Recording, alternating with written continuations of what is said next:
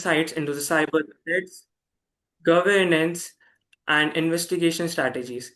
This marks our 13th Cyber Sunday, and by the end of it, we are shaping ourselves into the group that speaks with clarity, confidence, and purpose, ready to spread awareness and safeguard our communities online. If you guys are ready to start this journey, type ready in the chat.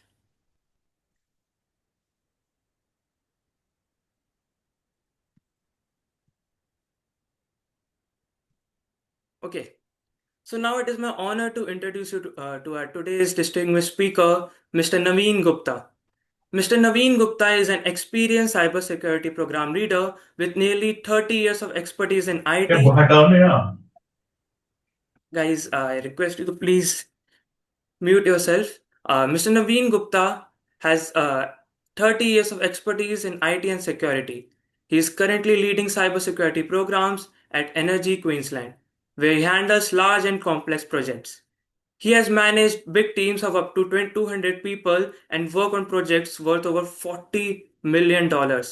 He started his career as a developer in India and later worked in countries like Malaysia, Singapore, and USA with firms like Bank of America and Citibank. Since relocating to Australia in 2013, he has collaborated with prominent organizations such as Suncorp and Queensland Health. His expertise spans identity and access management, big data, and compliance. He holds PMP and PGMP certification along with a master's degree in computer applications. He has also completed advanced studies in cybersecurity, which helps him to stay updated with evolving security challenges. Sir, we are honored you to welcome here. Without further delay, I would like to hand over the mic to you. Thank you. Thank you, Anand. I really appreciate it. And thank you for such a great introduction and a lovely introduction. So, for those who are listening, of course, my name is Naveen. I live in Brisbane, Australia. And not sure if you're aware of it, but just in terms of introduction, it's the third largest city in Australia. And it is also going to be the host for Olympics in 2032. That's how people nowadays introduce the city. I have been living here now for roughly about 13 years with my family. And as Anand mentioned, that I've started back in India, but of course, moved across the globe working for large organizations delivering large projects. Today, I'm here to talk about the topic cyber resilience in the age of AI. Really interesting topic, and really thankful for Anand Naksh Foundation to give me this opportunity to talk about it. Thank you once again. Anand, will you be the one sharing the slides? Sir, give me 2 minutes. Afternoon. So I'll be presenting the slides. I'll be sharing the Thank you. slides. Should I Sure. share the slides now? Yes, please. Let's get to the first slide.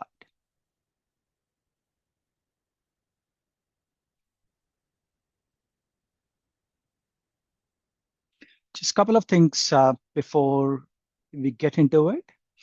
Of course, all questions are welcome. What I would like to do is if you can park your questions or put it in chat so you don't forget it, and we can answer it at the end. Second thing, I have produced this deck for this particular presentation. I have done my own research. I work on it day to day, but by no means I want to get into, hi, is this all correct, or you have a different interpretation. If that's the case, so be it. Please also do your own, I would say, research before sharing it further. So just comes with that particular disclaimer, if that's okay with everyone. Now, it's an interesting topic because we are saying cyber resilience. We're not calling it cybersecurity, but this is intentional, and we'll unpack that as we move forward. Now, one thing which I want to quickly ask, and you can just put it in chat and we can compile the answers later on. How many of you have received a suspicious email or message in a last month or last week? It would be good to just hear in the chat. At the same time, what I want to start with is somewhere where it might be a bit of a surprise to you.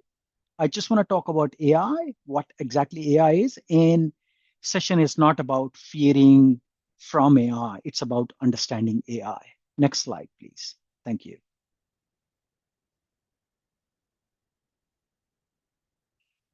All right. So just want to talk about that AI itself is not a problem, right? And this is what we're going to talk about it in this slide, because we don't want to introduce fear, because what happens is when you are afraid, you may not be making a good decision. We need to understand that. So let's take a dive in history. Printing presses, 1440, when it was first introduced, number of people said that, hey, it is actually a tool which will spread hearsay. People were against it. Now, when telephones came up in 1876, doctors actually said that telephones could transmit disease through the handset. And at the same time in 90s, and I remember that time when internet or computers were introduced, it was called a criminal haven. And it was actually treated as a threat to the society. Now, tell us if there is anything we can do at this point in time without computers in our pocket, which we call mobile phones, or internet, what our life will be. So AI is exactly the same. And let's talk about the guns in an analogy. It is a tool police officer uses to protect the community. Farmer uses to protect the livestock. And at the same time, criminal uses to commit a crime. Think about hammer. What all you can do, you can destroy something, but you can build something um, with the use of hammer. So AI is exactly the same. AI is a tool. We can do something good with it, or we can use it to commit crime. It's completely up to us. So let's just understand that AI is not a problem. People are, we are. Next slide, please. Thank you.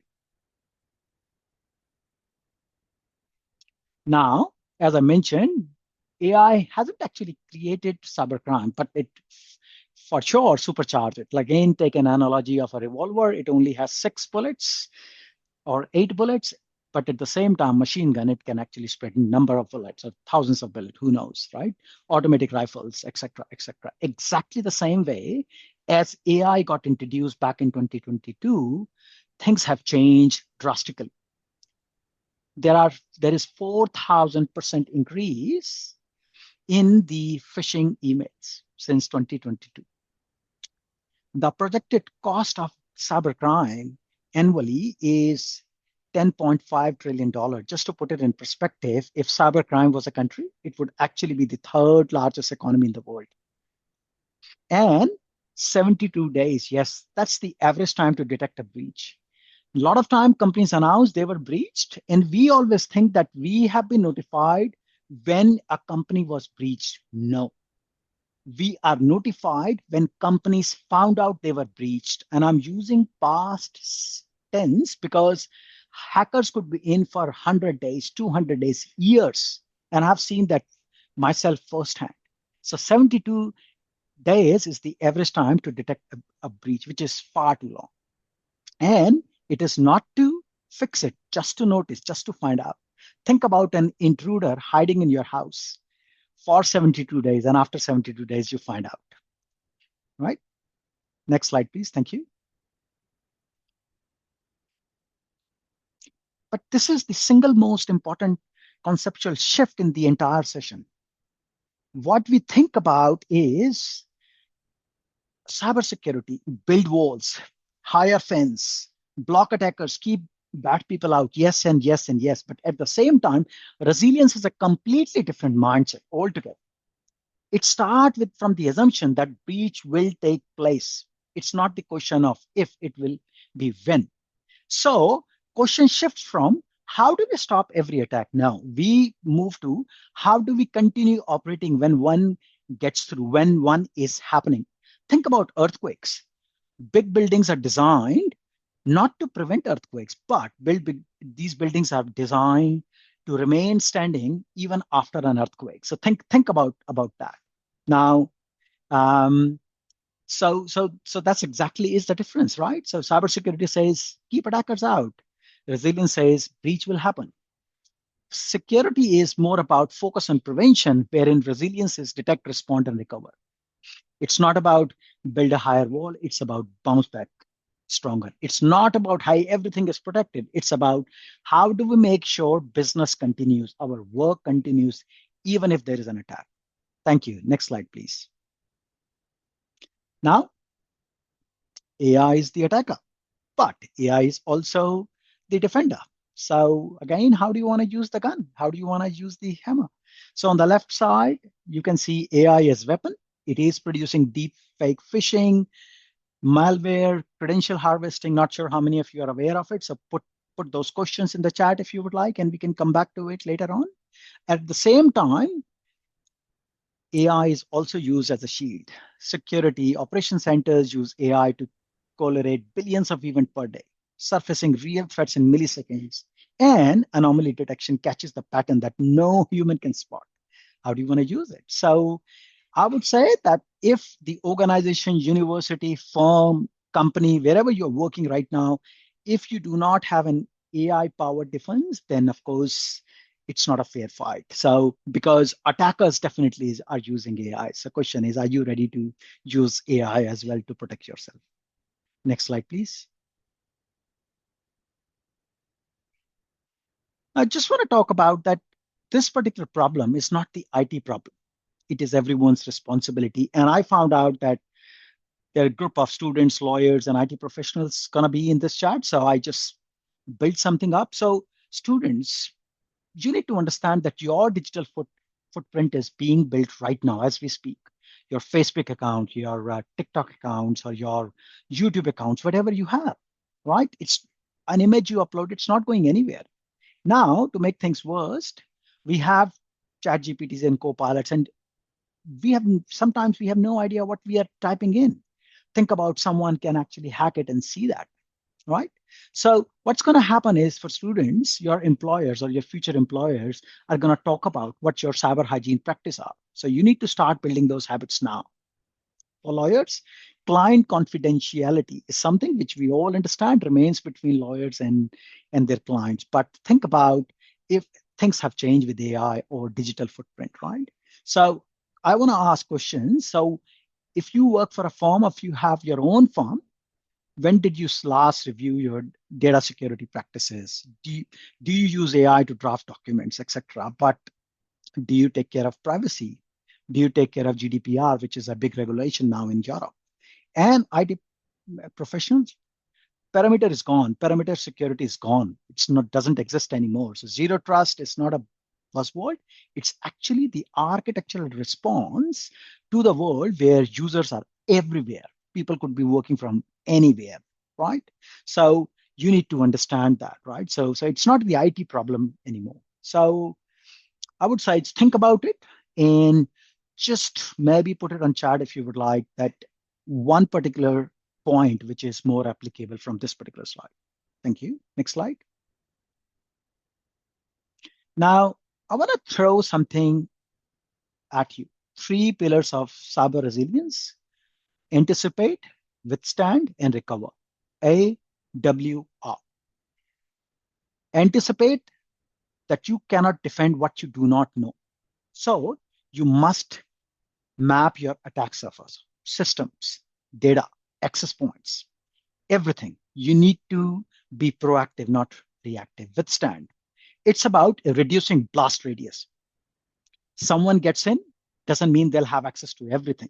Segmentation, least privilege. So think about an intruder gets in and you know where your safe is, but you want to make sure they can't get past room number 1. And even somehow they can get from room number 1 to room number 2. You try to stop them there. It's not, it's an empty hall. And at the end of it, there is a safe. So they have direct access to it as soon as they get in. Now, the last thing, this is where most organizations, universities, firms are the weakest, how to recover. But at the same time, this is where the greatest competitive advantage comes in. Speed of recovery is now a differentiator. Now, organization that restores operations in hours has a massive advantage over that one, an organization which takes a week or a month to rebuild everything. So what you need to do is, and we're going to talk about it, it requires playbooks, it requires backups, it requires a practice incident response plan. Here again, practice incident response plan. It's not a plan which is there on a Word document or on an Excel spreadsheet. So of course, take a note. ask yourself, where does your organization or university stand at this point in time? Thank you. Next slide, please.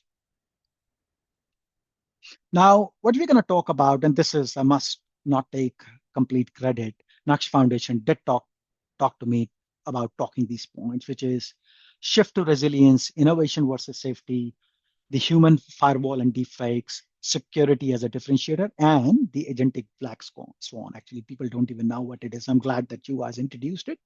Really happy about it. And of course, the sixth one, which are the key takeaways. So these are the actionable things which you can actually do and bring it in your behavior, in your work, in your study every single day. Thank you. Next slide.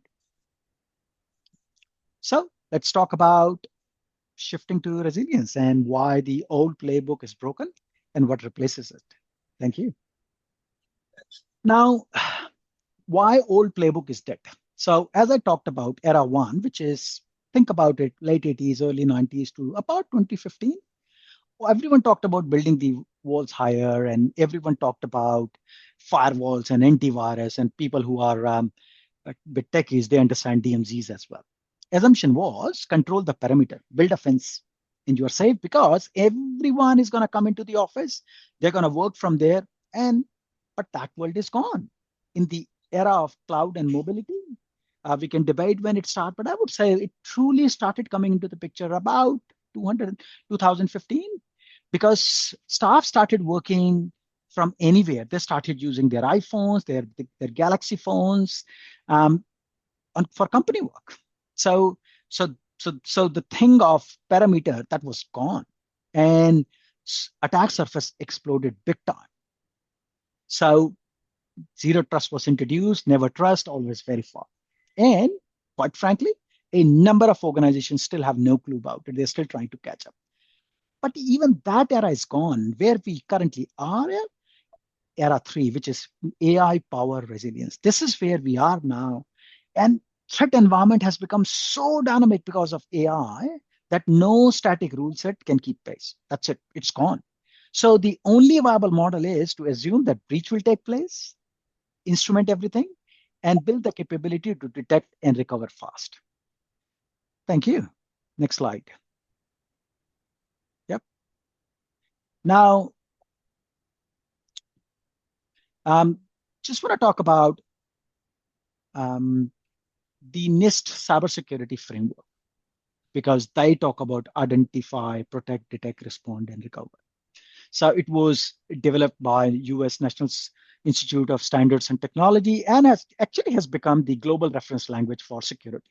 That's it, period. And of course, these 5 functions are the continuous cycle, and it's not a checklist that you complete once. So identify, know what you have.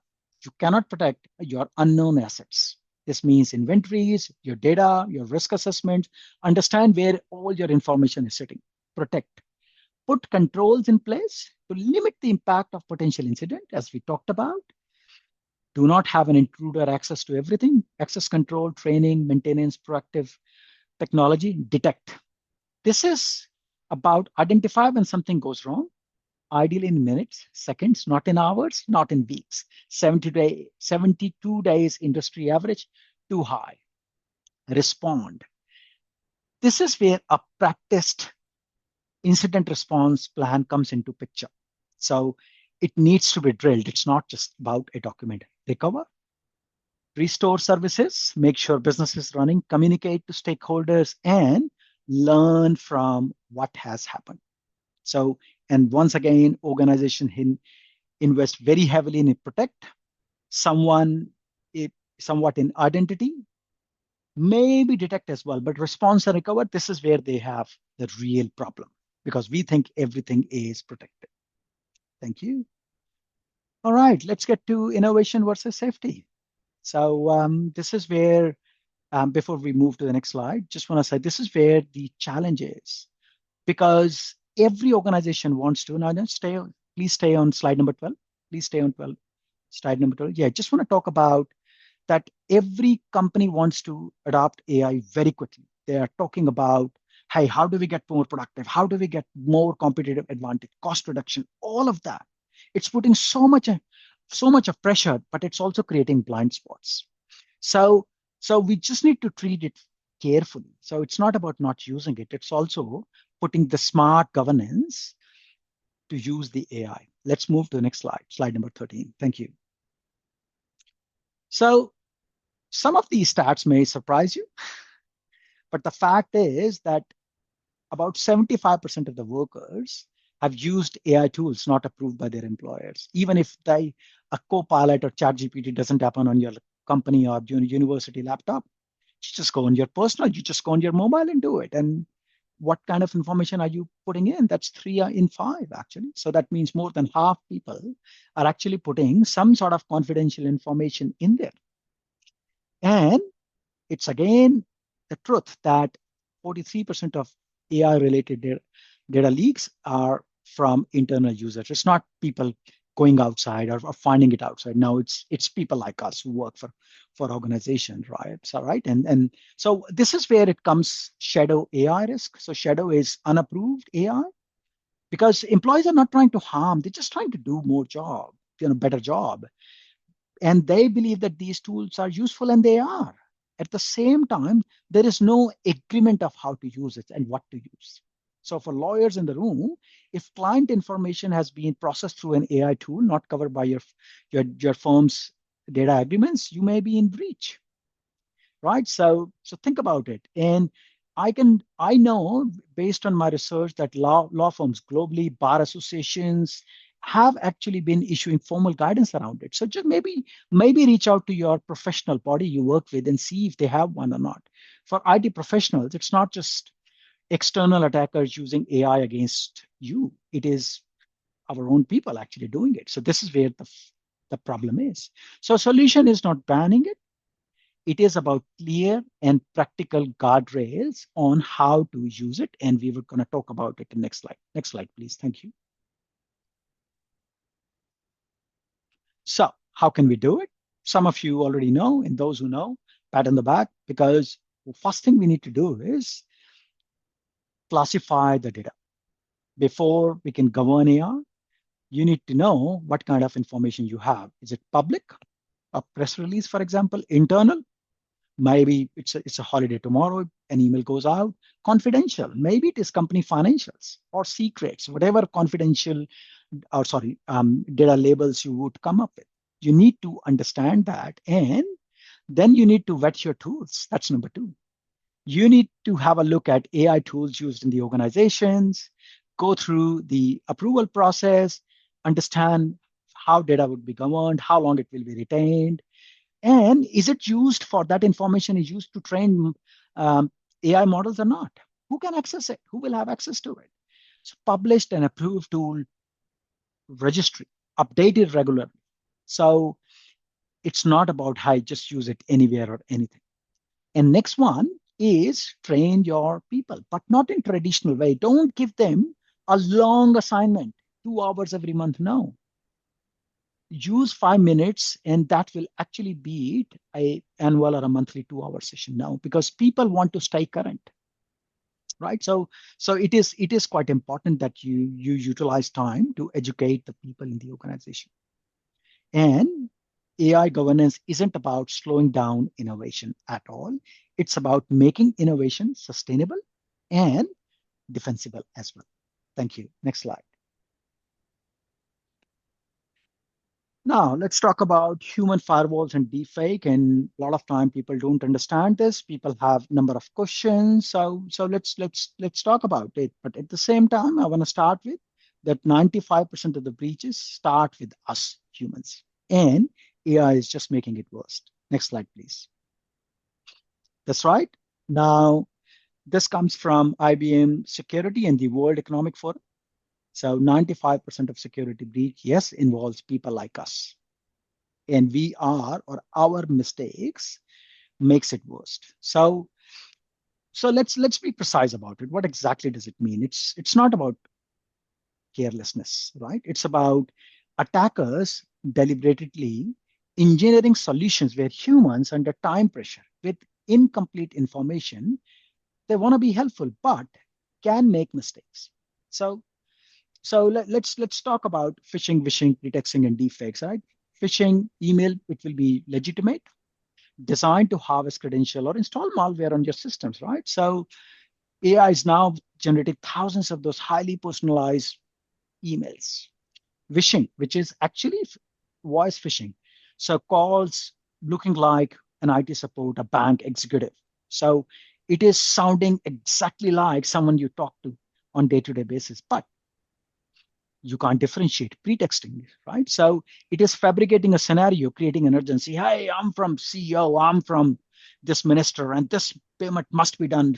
Please send me this file ASAP because it is important. Deepfakes, scariest of all, which is actually the video and audio impersonation of someone who's trusted. It is actually the scariest one as well. And we'll talk about the actual cases or real cases in the next slide. Thank you. Slide 16, please. So there are three cases I have listed here. When this deck is, sorry, the next slide. Oh, thank you.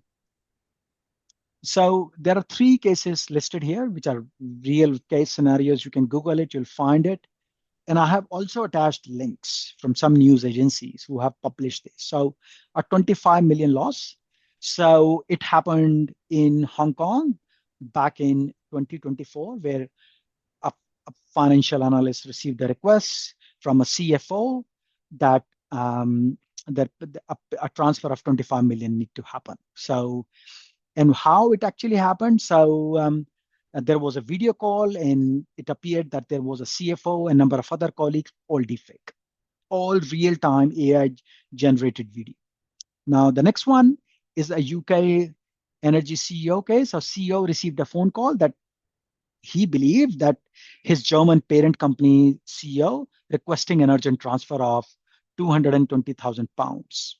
So ended up happening, but it was actually a voice of an AI clone. So it it it is from 2019. And the last one is actually very recent, 2024, I believe, where AI clone robocalls were mimicking like President Biden, urging people to stay home and not go for primary elections, for those who know what exactly does it mean. So how do we fight back? We absolutely can. We absolutely can. And it just, and again, these are suggestions. You can come up with better ones. You can utilize those. Agree a shared secret phrase, right? So some small joy, they may call and say, hey, I'm in trouble. And what exactly they say? I am, mommy, I'm really, really hungry. So it is a child telling their parents that they are in trouble, right? So you can have something, a secret phase. And when you know that that CEO doesn't know, CFO doesn't know, you can just drop the call. Callback protocol, someone trying to call you from an unknown number, always hang up and say, hey, I have your mobile number, let me call you back, and see if the same person picks up or not. And spot some artifacts. So deepfakes technology, it is even though it is getting better, but you can still look at unnatural blinking, lip sync issues, etc., etc. So, and if you are part of a financial system, add a second approval, because that will add a check, a judgment call. All right, let's get to next slide. Slide 18. Right.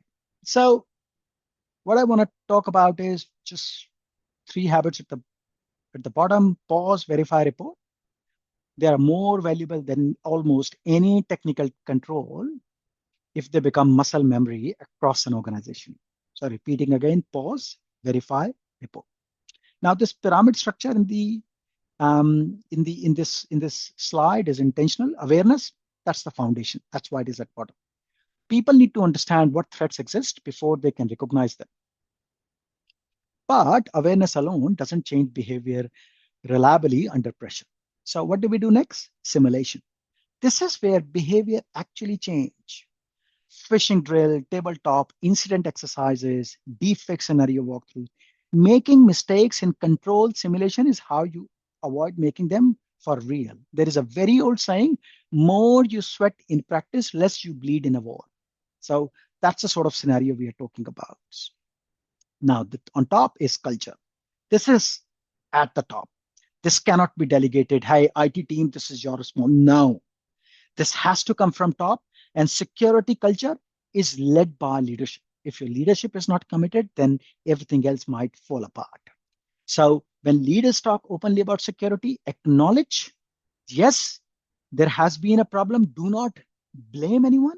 Model good practice themselves, then the whole organization will change. So critical enabler is psychological safety around reporting. Don't shame anyone if they have been through some, right? So people, if they feel embarrassed or if they believe that they have been blamed, then they will stay silent. They will not open up. So so we need to have a culture of how do we report near misses. Thank you. Next slide, please. Now we are moving and talking about security as a differentiator. So strong security posture is not just a cost of doing business. It's a genuine differentiator. And let's talk about some numbers and practical language for all of us in the room. Thank you. Next slide, please. Now, this is the analysis done by IBM. They believe that cost of data breach is the most, data breach report is the most widely cited study in industry and updated annually. It's interesting, actually. So I refer to the current edition and, of course, do your own research. But what they say is 4.88 million is the average cost of a breach. It's not just technical remediation. It includes legal cost, regulatory fine, customer notification, reputational damage, and lost business. I have moved out of business from someone when I found out that business was breached. So I'm one of them who are not afraid to move out. Healthcare, a lot more, 10 million. And what is not listed here is risk of life. Right? People can actually lose life because there is a breach in healthcare. If people have questions about it, I have worked for a really large healthcare provider. We can talk about it when we get to questions and answers. And legal and financial services, people can lose money, but it could be up to $6 million. Now, let's talk about market. So we could have an estimate of roughly about 7.5 stock price drop in 30 days following a publicly disclosing a breach. And of course, as I said, customer-facing business can see about 30% people leaving that business. So think about a big service provider, right? Your Airtel, for example, right, or Reliance. If we are utilizing their services and if they report one, what will happen?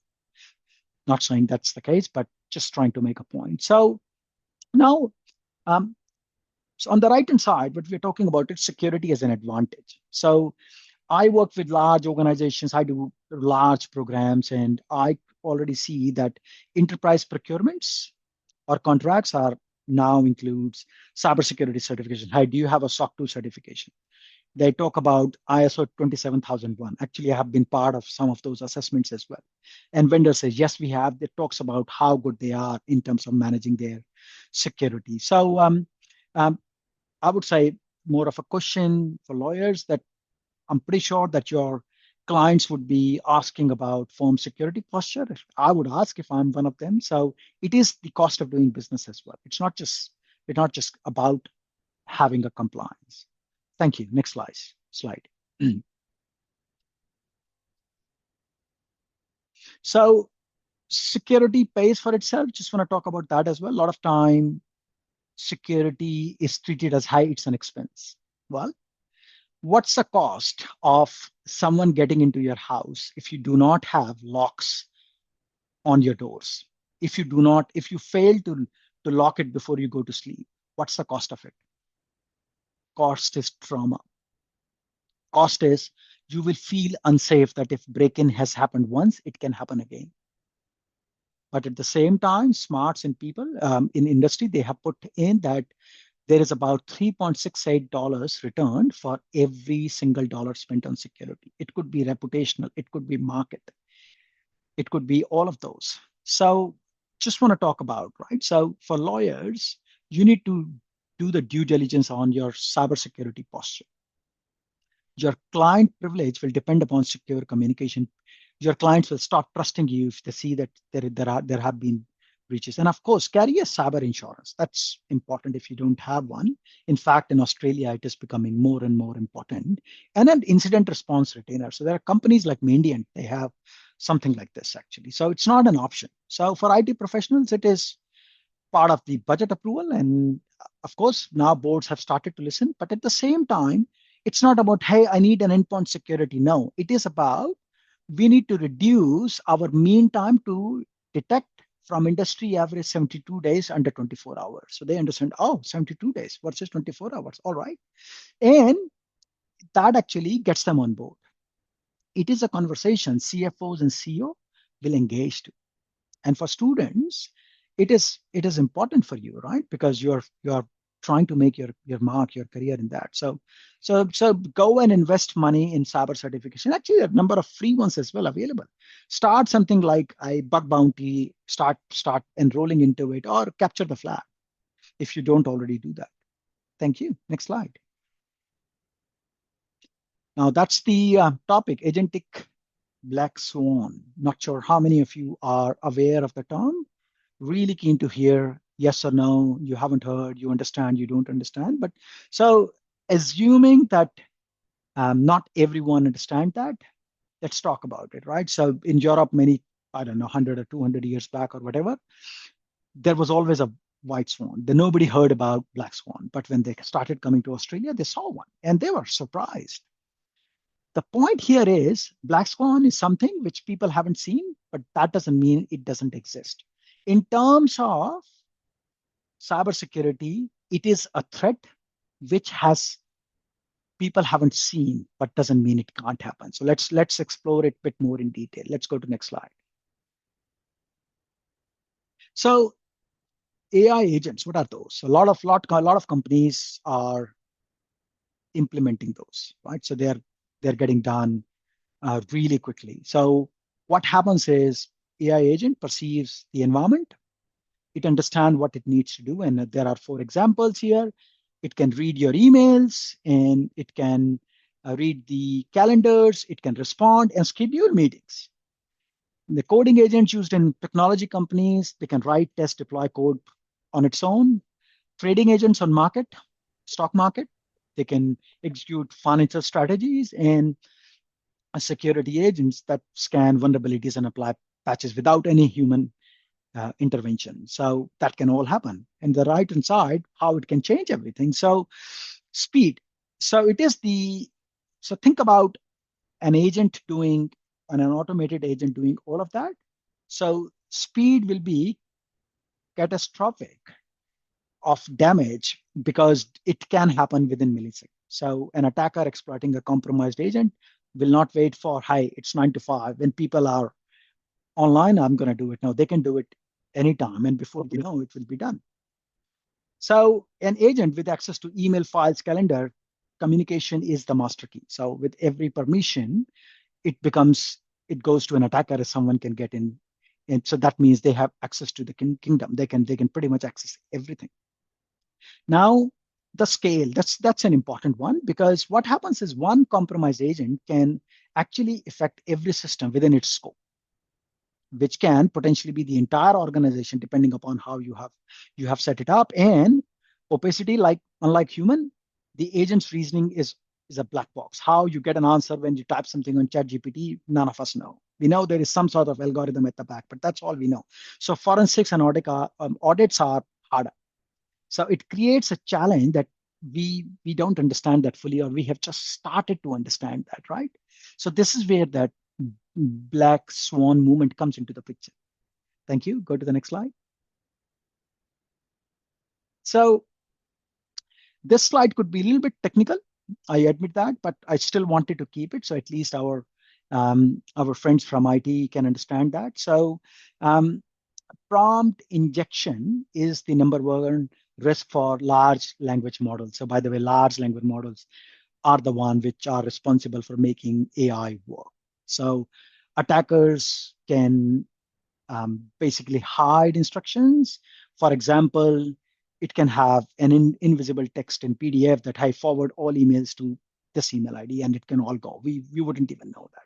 Supply chain poisoning. So what can happen is a malicious update to a widely used open source package, which say you download it from GitHub, can exfiltrate credentials from every organization using it. So a package gets deployed to 50 organization.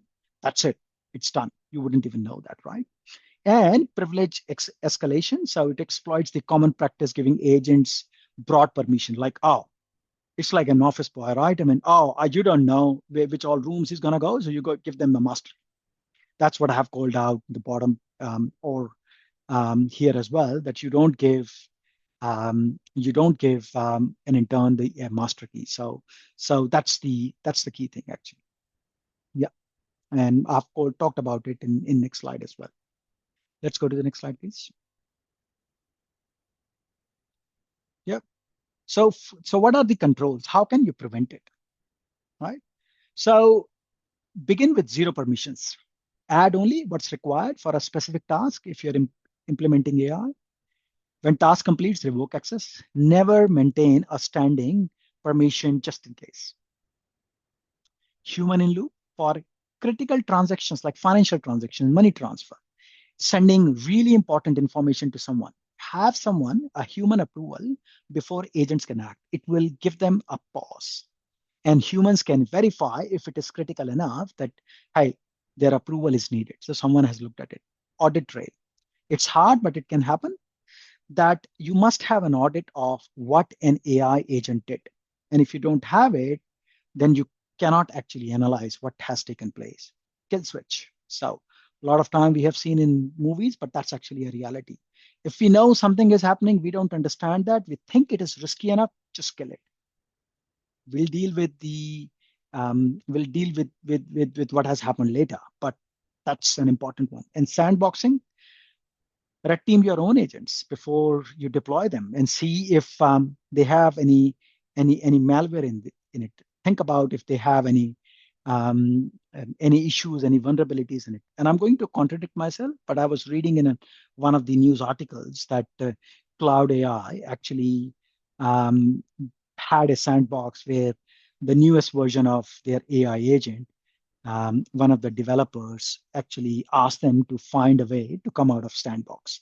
And while that person was having lunch, got an email from Cloud AI agent that, hey, I came out of sandbox. So even though I'm contradicting myself, but I think it's still an important thing, which is important. So now we are gonna go to the key takeaways, and let's talk about something for you to act upon.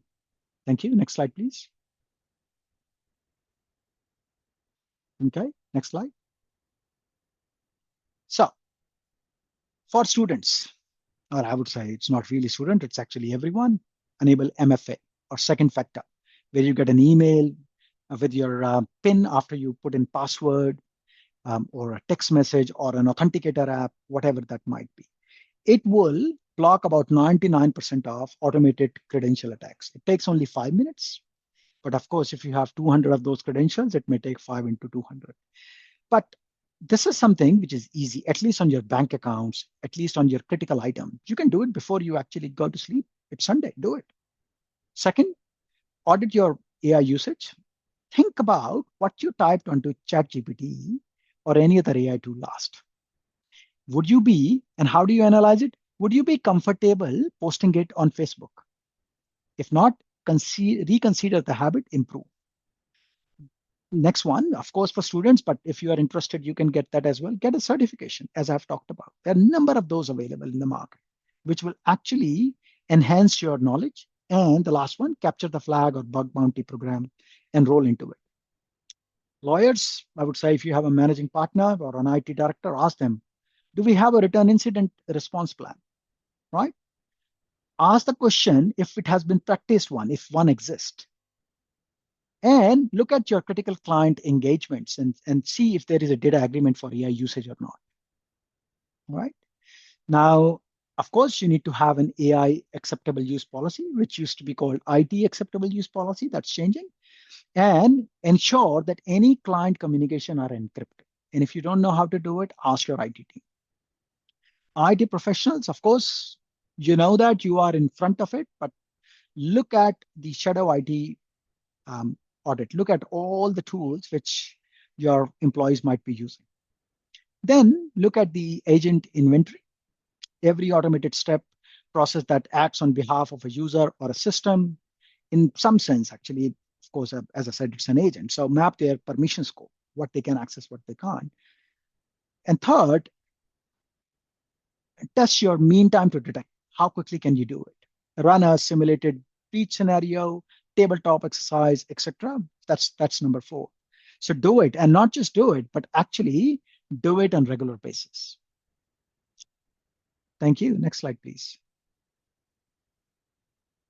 Now, I believe this is the last slide. So let's think about these 5 things which are listed here. One, AI has made every threat smarter, faster, and cheaper to deploy. Right? So how do we do it? So it's it's actually going to create a problem worse, not easy. Second, the weakest link are always human. That's us. And it is not a criticism, it is actually a challenge. Build systems and culture that support good decision making, and it actually enables you to do the right thing even when you are under pressure. Third, AI agents are the next attack frontier. You need to have a governance around it now.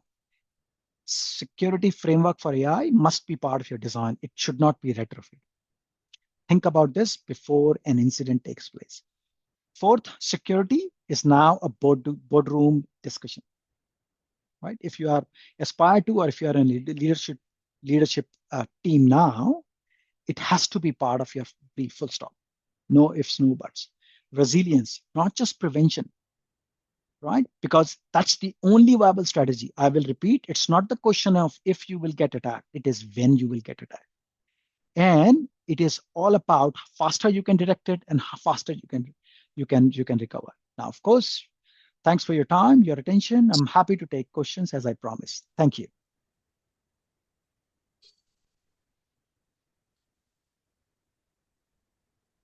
Thank you so much, sir, for such an enlightening session. So, believe me, this session has set a strong foundation for all of us as learners and practitioners in the digital safety and investigation space. Guys, we are now opening the floor for questions. So, the people who are willing to ask questions, please drop your questions in the chat. If you wish to speak, raise your hand and I will call you one by one. We will take as many questions as time allows. So, guys, ask questions in the chat.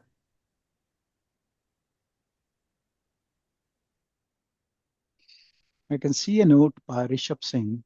Recently, the finance minister held a meeting with MetY and RBI on unprecedented threat posted by Anthropic. Yeah, serious to Indian financial. Yeah, yeah, it does actually. That's right. Thank you.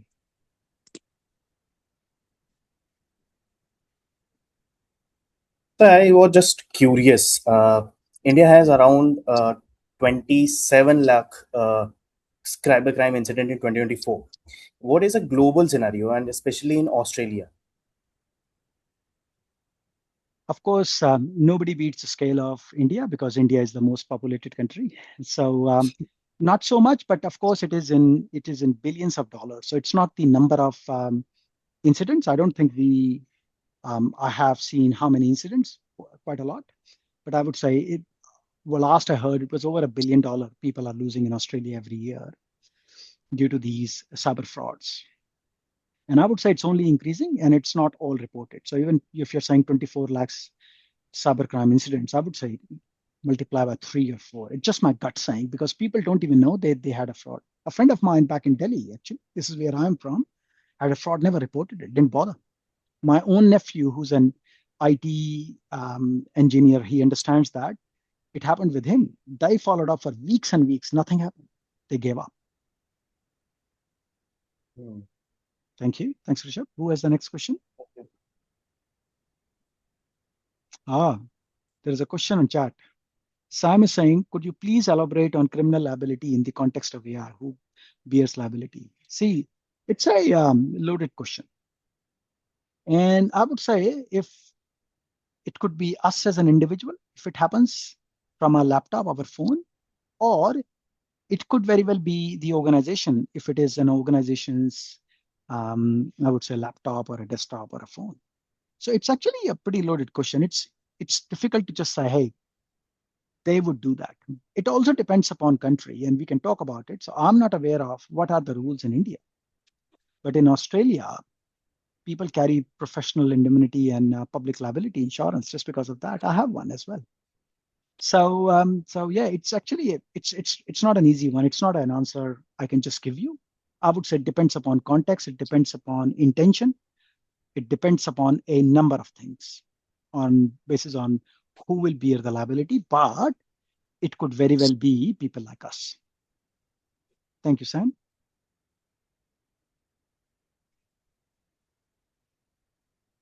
Who has the next question?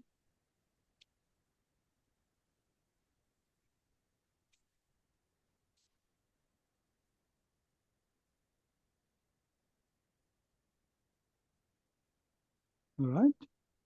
If no more questions, Rishabh, Anand, I'll hand it back to you. Oh, there is another question.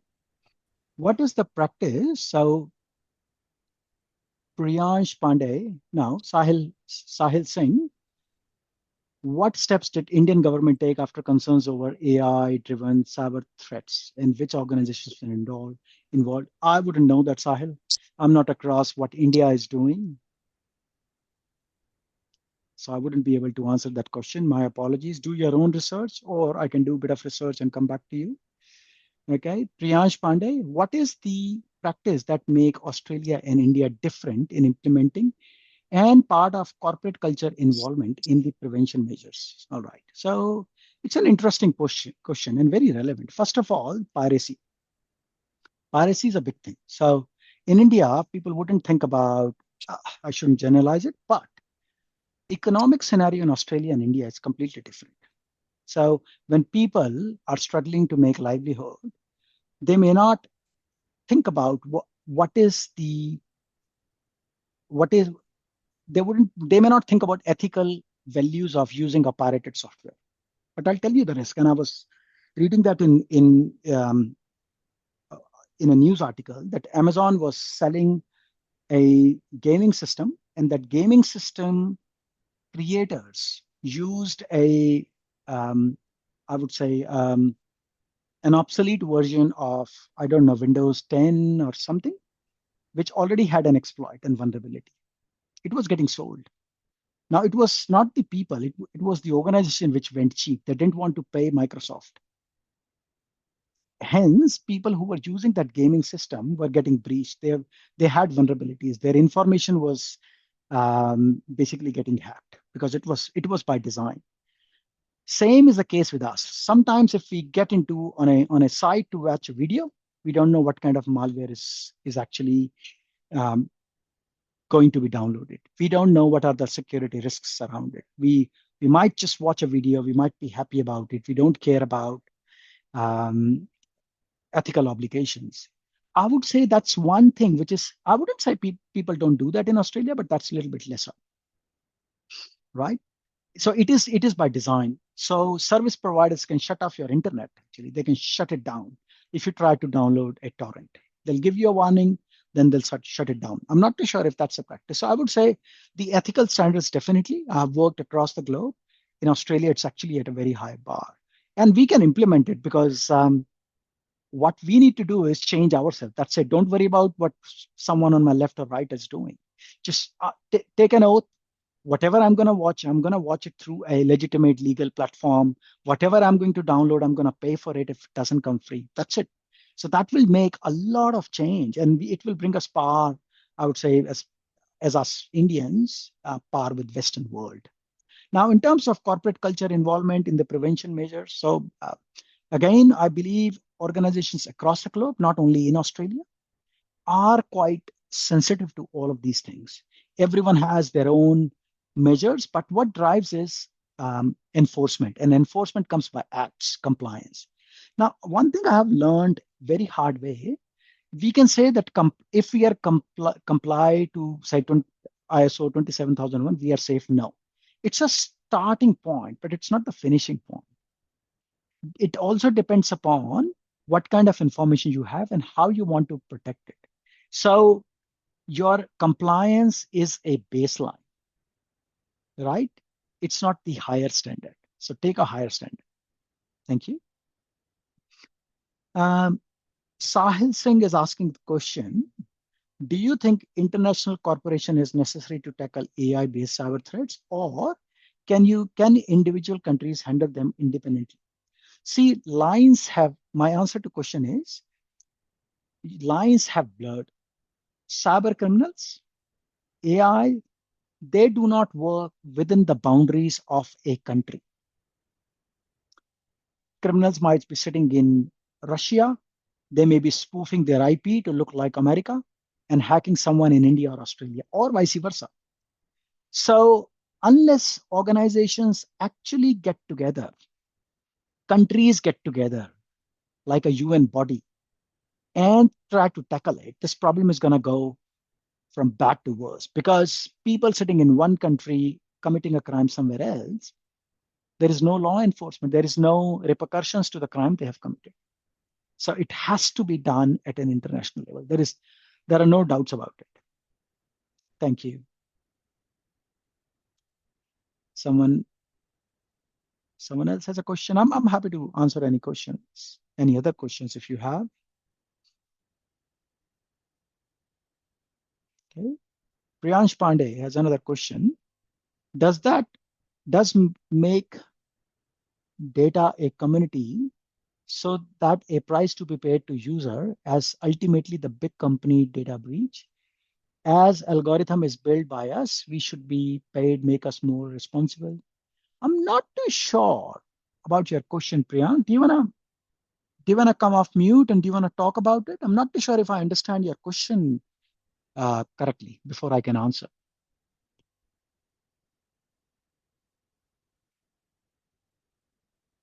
Priyansh, are you okay to ask your question?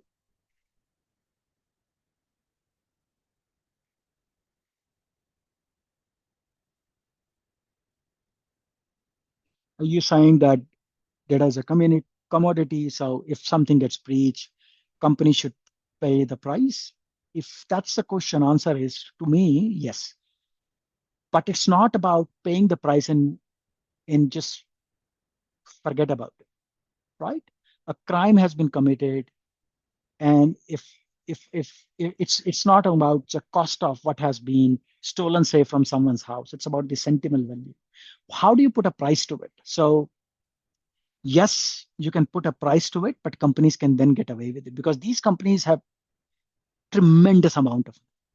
So it will be an easy way for them to go out if that's how we would say that they can get out of it. So even though I would answer is yes, I think it has to be harder. There has to be laws to make them responsible. And senior executive needs to take responsibility of the breach, not the junior most developer in the company. Thank you.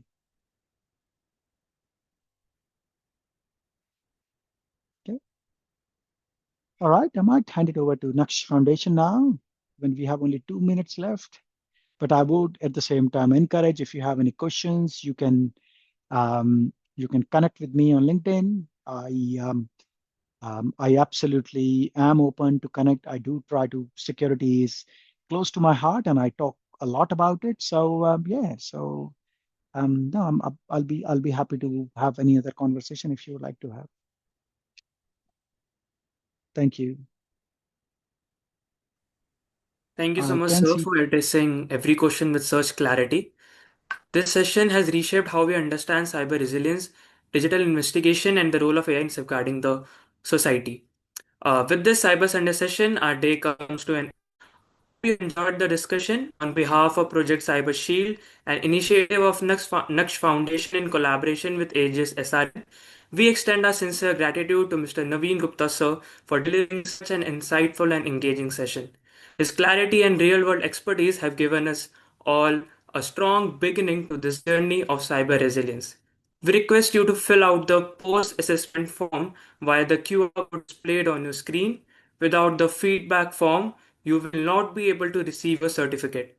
I would repeat this, without the feedback form, you will not be able to receive your certificate. Now, if you have any other queries regarding the session or certificate, you can email us at event@nux.organization.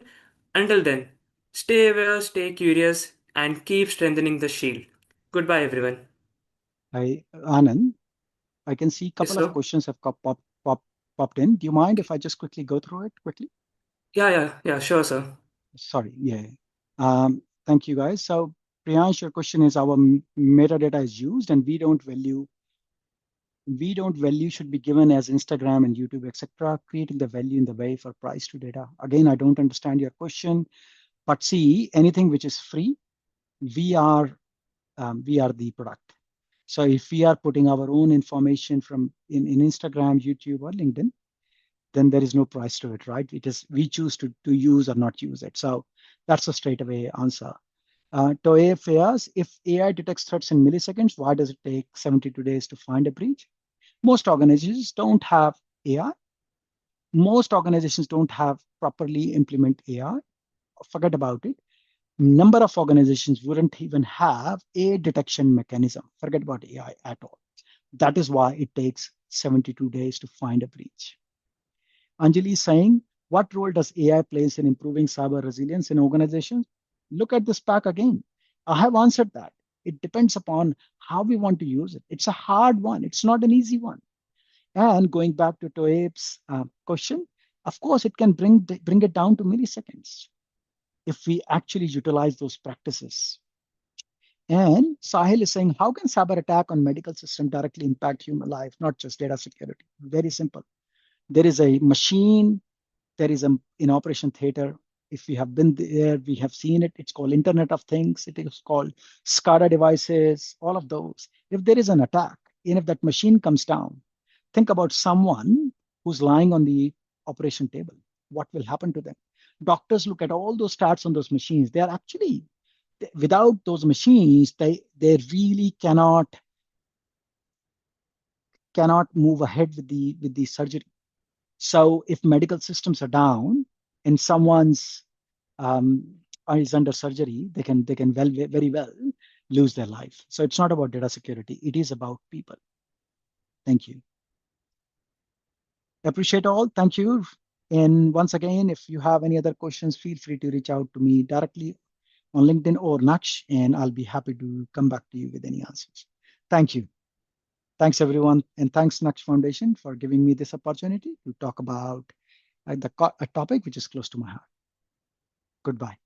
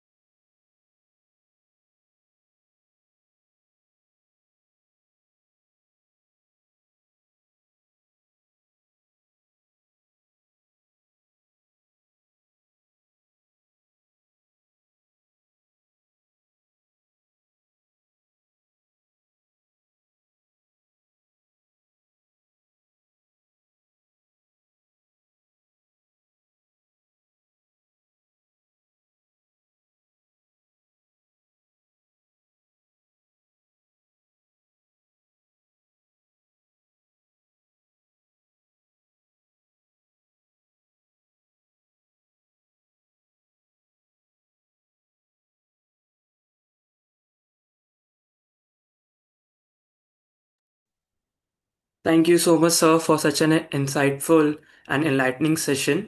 Once again, I request all the participants to kindly ensure that they have filled the pre-assessment form. By filling the form, you guys may leave a meeting.